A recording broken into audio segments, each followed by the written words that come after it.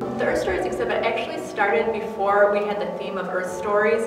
There's a professional organization called the Studio Art Quilt Associate, which is a professional organization promoting people who are working artists using quilt as the means that they create their art.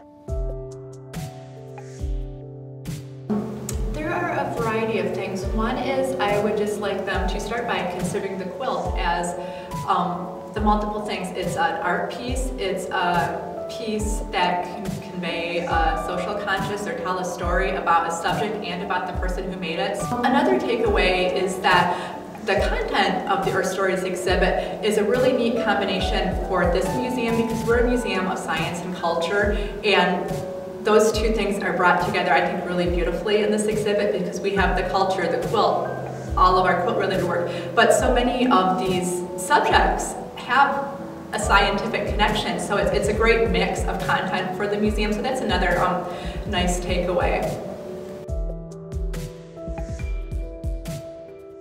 One was when the artists were asked to create their pieces, we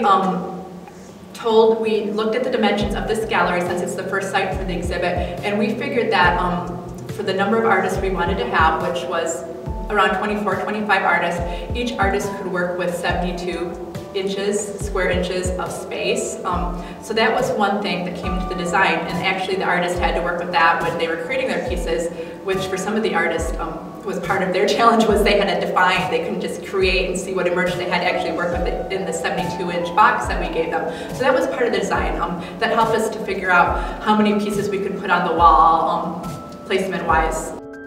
Even the color of the walls, when I design an exhibit, when I work with curating an exhibit, I like even the color of the walls to somehow connect. And one of the things we did is we put a kiosk in the center of the exhibit where we asked visitors to be inspired by what they saw on the wall, and we had one side of it is poetry, so we had magnetic words and people can put together phrases, little poems about the earth, being inspired. Then we had some other sides that are visuals, pieces of the quilt, geometric shapes, animals, plants, things like that, where people can kind of design their own magnetic quilt.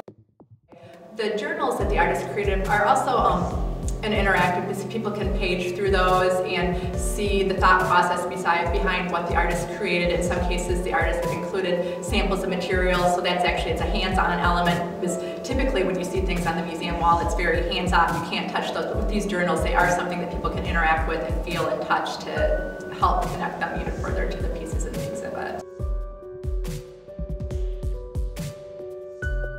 We have gotten really positive feedback. It's been really exciting. I've even gotten some great feedback on the exhibit from people I think who don't traditionally pay much attention to the quilts at the museum, which is really great. I've had great feedback from artists in the exhibit. They're thrilled that pieces are here.